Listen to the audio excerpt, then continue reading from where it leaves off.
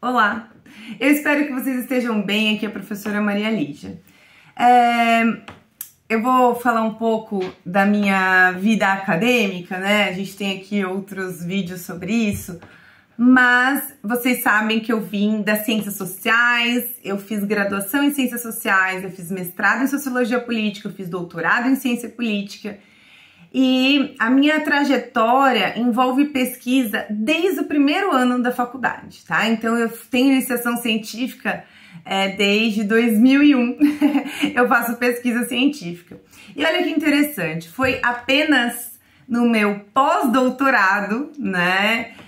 Já quase 2020, 2018, foi em 2018, das minhas pesquisas de pós-doutorado, que eu senti uma necessidade muito grande de fazer um mapeamento de uma área temática, né, de um campo de conhecimento. Por que isso aconteceu, né? Eu venho das ciências sociais e fui desenvolvendo uma trajetória dentro de um campo em que eu tinha bastante profundidade e que eu conhecia os principais autores e eu conhecia, né, as principais referências. Em 2018 foi quando eu tive contato com a gestão do conhecimento nas organizações e naquele momento eu não entendia quem eram os autores, os temas. Eu sabia o conceito, eu tinha lido do que se tratava, mas como sou uma pesquisadora que tenho muita atenção à parte teórica dos campos, eu tinha essa inquietação de entender melhor como se estabelecia, né, este campo da gestão do conhecimento nas organizações. E aí eu me deparo então com a necessidade de fazer o quê? Uma busca sistematizada por esses autores.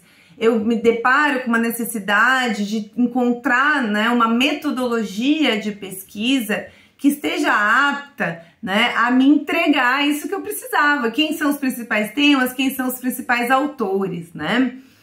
Também acontece o seguinte, que dos anos 2000 até os anos 2020, a gente tem uma grande mudança na estrutura, né, da divulgação científica e da publicação de artigos. A gente tem aquilo que, né, todos nós falamos, as novas tecnologias de comunicação e informação, especialmente as digitais, que entram na vida do pesquisador, em que nós não precisamos necessariamente ir até uma biblioteca para ter acesso a um livro, a um artigo, não precisamos mais fazer um comute com uma outra biblioteca. Nós temos hoje bancos de dados muito grandes de artigos científicos disponíveis para nós, né, pela internet. Então, nós estamos naquilo que nós vamos chamar aqui de abundância comunicacional. Se antes fazer pesquisa, o desafio era encontrar textos, era poder dizer, né, eu viajava, eu ia atrás de artigos, de livros, eu tinha contato com alguns pesquisadores e esses pesquisadores, né, me diziam quem eram os textos que eu deveria ler. Hoje, um desafio é um pouco o contrário. Diante dessa imensidão de textos, artigos disponíveis em muitas plataformas, quais são de fato, né, esses artigos, quais são os materiais que são fundamentais para a minha pesquisa? Como que eu vou depois, né, submeter um artigo para uma revista? Como que eu vou, por exemplo, defender a minha dissertação de mestrado, a minha tese de doutorado, né? E eu tenha dado conta, né, do básico da minha área temática, do campo no qual eu estou me inserindo. E aí a gente vai desenvolvendo, né, uma série de formas de fazer isso. A ciência tem avançado muito na questão metodológica, né, ou seja, em procedimentos que eu faço para chegar a determinados artigos, textos. Muitas vezes a gente fala, né, em metodologia pensando mais na parte empírica, mas a metodologia também é importante para discussões teóricas, para essa discussão mais bibliográfica.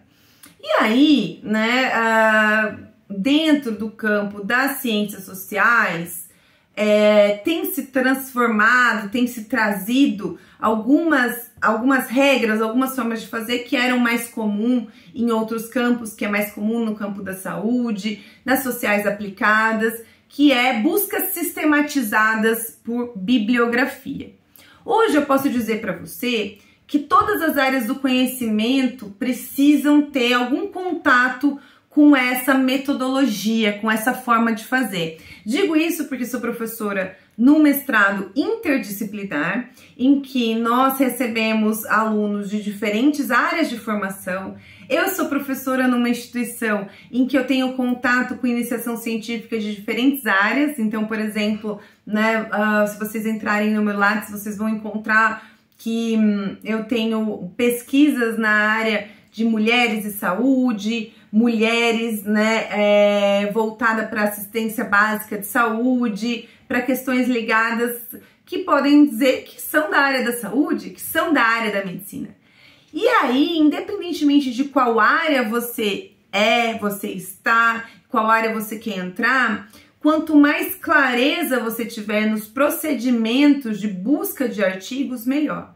E aí, por isso, então, eu organizei um passo a passo, um guia que ele ajuda a pensar como eu faço uma revisão sistematizada de literatura científica. Então, esse guia, ele é um guia que não pretende substituir artigos científicos e metodológicos sobre revisão de literatura, tá? Mas ele é um guia prático. Eu sou professora, eu sou orientadora, eu tô todo dia em sala de aula, eu tenho, né, as minhas orientações e eu percebo quais são as principais dificuldades. Muitas vezes a gente entende o que significa uma revisão sistemática de literatura. A gente lê o artigo científico, a gente já entendeu que ela é relevante, mas a gente, né, fica um pouco perdido no passo a passo, em como escrever sobre isso, em como traduzir a revisão sistemática que eu estou fazendo para a metodologia do meu artigo, para a metodologia da minha dissertação.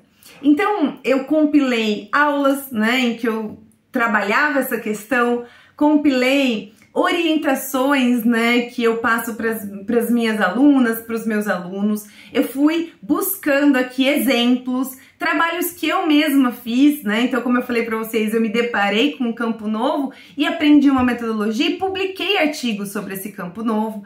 Então, eu mostrei esses exemplos para vocês e assim, então, eu fiz um guia, né, passo a passo.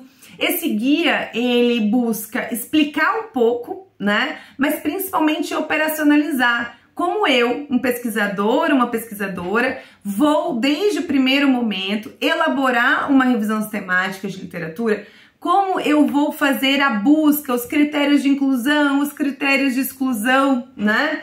E aí um roteiro básico. Então eu tô oferecendo aqui para vocês um roteiro, tá?